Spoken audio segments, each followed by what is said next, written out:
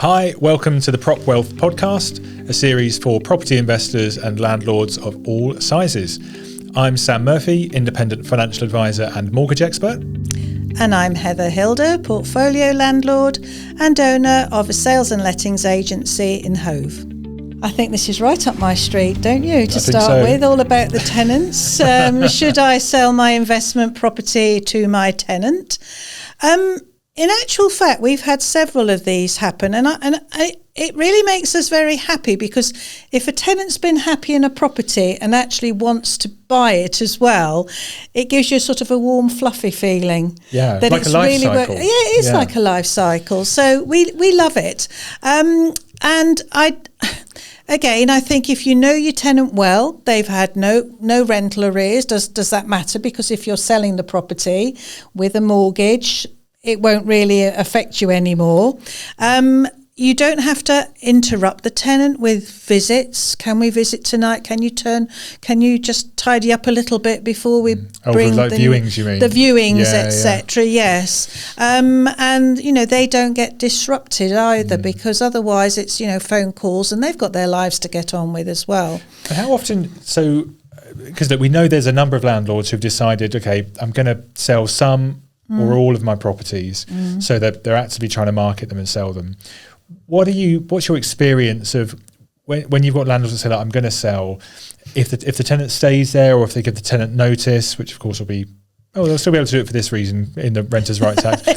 But what challenges do you see when landlords have to give their tenants notice, or they keep them in there when they're trying to sell? How does that go from a tenant point of view? Well, I think I need to go back to the communication section that we spoke about a couple of podcasts ago. What I generally do is I will actually go and see the tenant. I don't phone him up or her up and say, your landlord's thinking of selling. That doesn't help anything, because for all we know, the tenant might be looking to buy something and hasn't found anything. So I find just going to sit with the tenant in the property, or go and have a cup of coffee and just say, hey, were you aware your landlord is thinking of selling? Are you interested in it? And they'll sometimes go, oh, no, I didn't. Yes, I might be interested in it.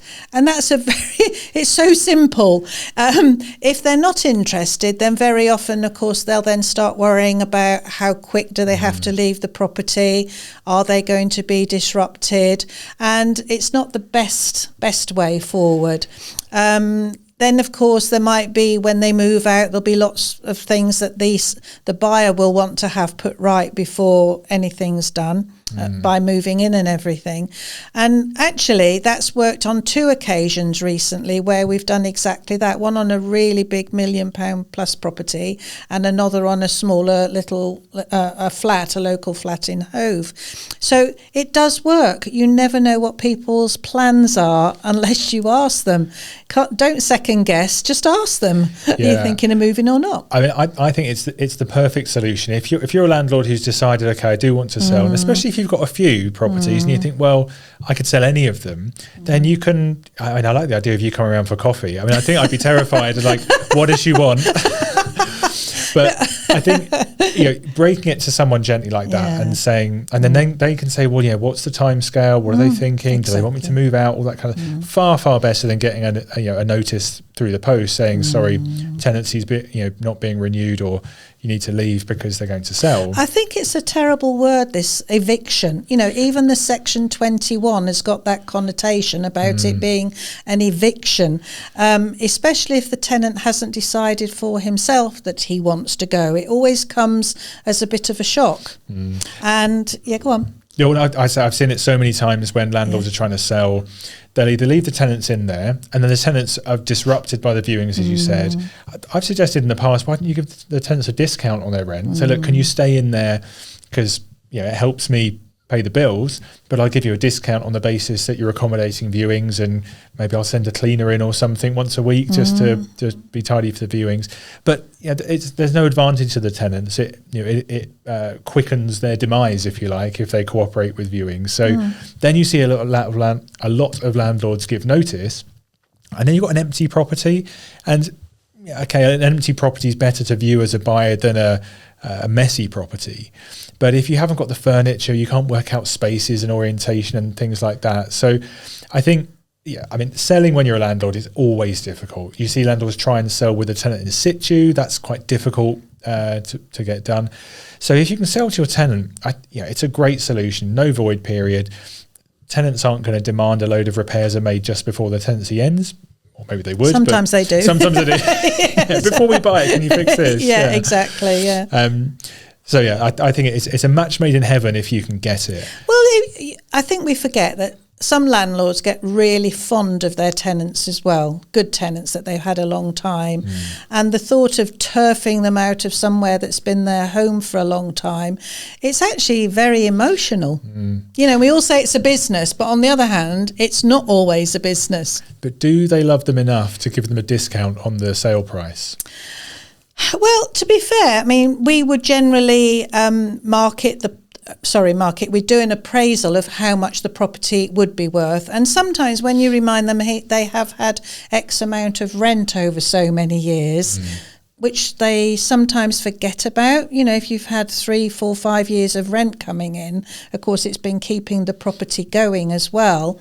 But I just think it's a really good way of doing it, because if they're happy there, say, for example, the tenant goes, you put it on the market, you get all these wonderful viewings, and then nobody likes it, or somebody pulls out at the last minute.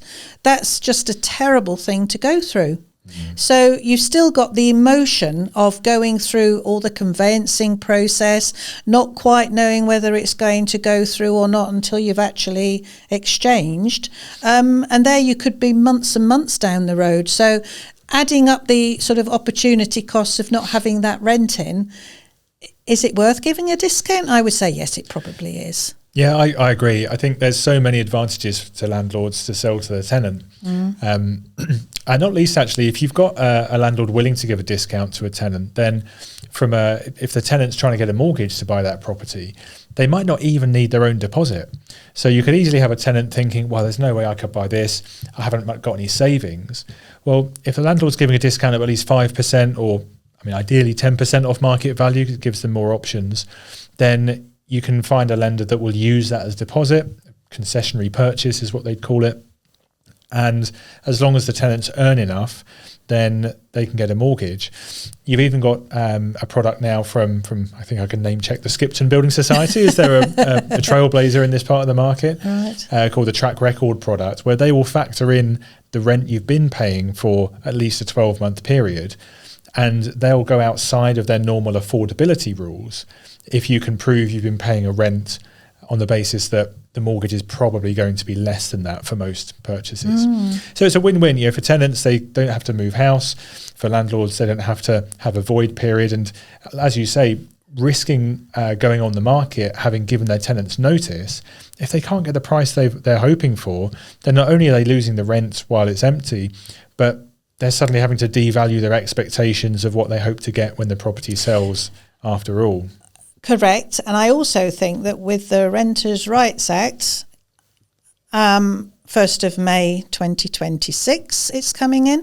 With the legislation about if the tenant moves out and you said you're going to sell it and you don't sell it, and you've got to wait another 12 months before you're allowed to sell it, to tenant it again, you really have to be on the ball with that. So I'm wondering whether there might be more tenants who actually do decide to stay where they are and try and negotiate with their landlord to say, look, if you're just going to put it back on the market again, sell it to me. Why not? It's difficult to know because everybody's circumstances are different, aren't they? And it'll take a little while for all this new legislation to bed in, I'm sure, and for people to actually understand. We haven't had all the government leaflets out yet for landlords and tenants that we're still waiting for. March, we're being told that's coming out. So if that's going to be March, there's not a lot of time. We can get certain things ready for it all.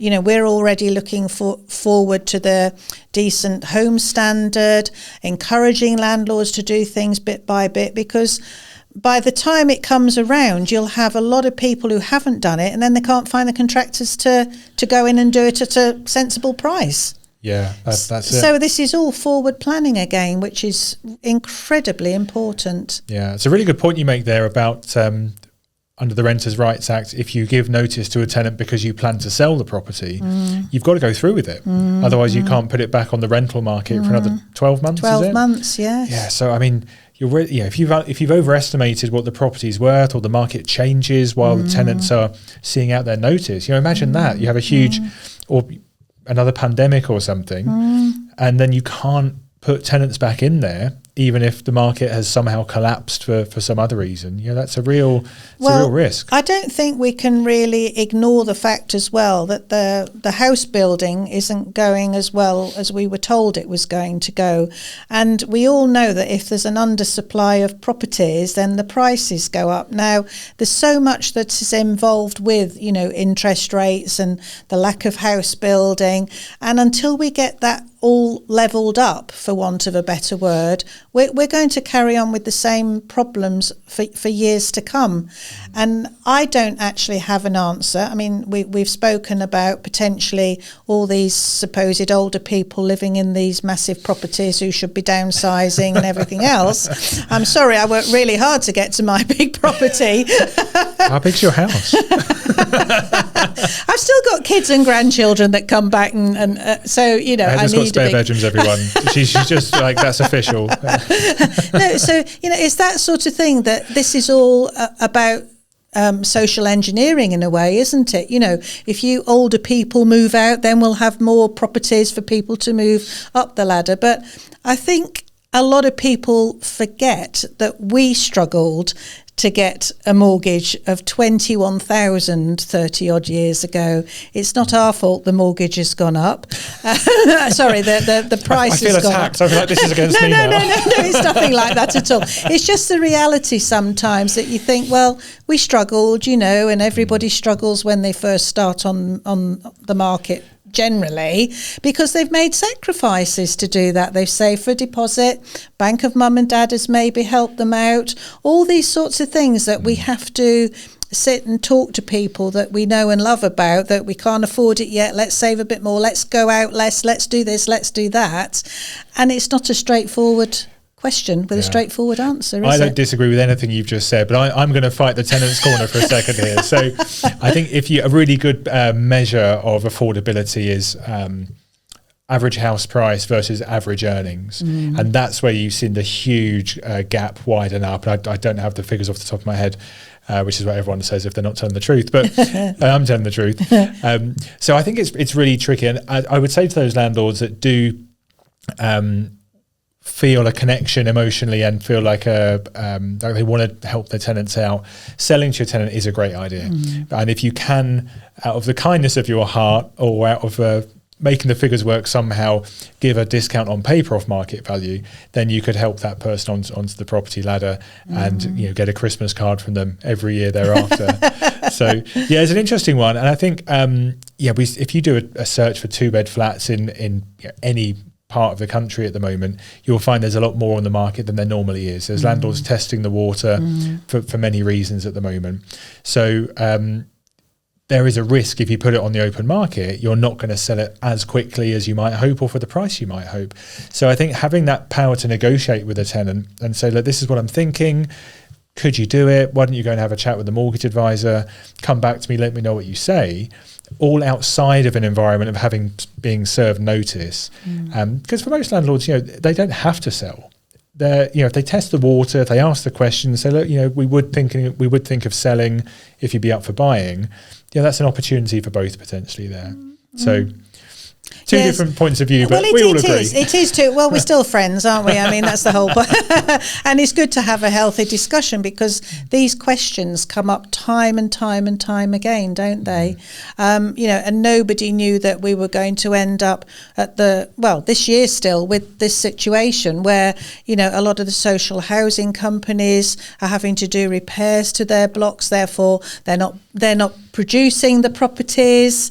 We know that, a lot of people are trying to sell their land as well for housing, and that's not working out either, because if you haven't got the affordable housing on the land as well, that makes you can't start.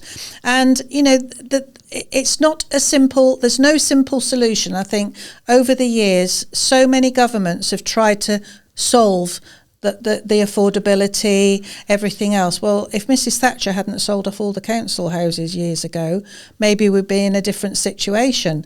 But I think, it's really high on everybody's wish list to have a roof over their heads, and I think they deserve a roof over their heads, and somewhere where you can call home, whether it's a studio flat, whether it's a big property out in the countryside. We all know what we like, and if we aspire to it, then you'll sit down with a financial advisor and say, how can I get from this studio flat where I am now to in 10 years, 15 years get there? And I'm sure you would have a lot of suggestions as to how that could happen. Absolutely, yeah. I mean, look, make a financial plan. That's my 9 to 5. Is make a plan. Absolutely, yeah. And sometimes we just all roll along in the day to day, don't we? Not thinking about these things, but it pays to sit down and sometimes go, where am I going to be in 3 years' time? Where am I going to be in 5 years' time? It's not that difficult to think about it, really. Well, there you go. So that's the message. So landlords, if you're thinking of selling, ask your tenant first. You never know, you might get a nice surprise. And you heard it from Heather, it's all Margaret Thatcher's fault, as we all knew all along. Thanks very much for watching or listening. If you've enjoyed it, or if you haven't, or if you've got any questions, please do put a comment in the section below. We'd love to hear from you, and we'll come back to you. Otherwise, we'll see you soon.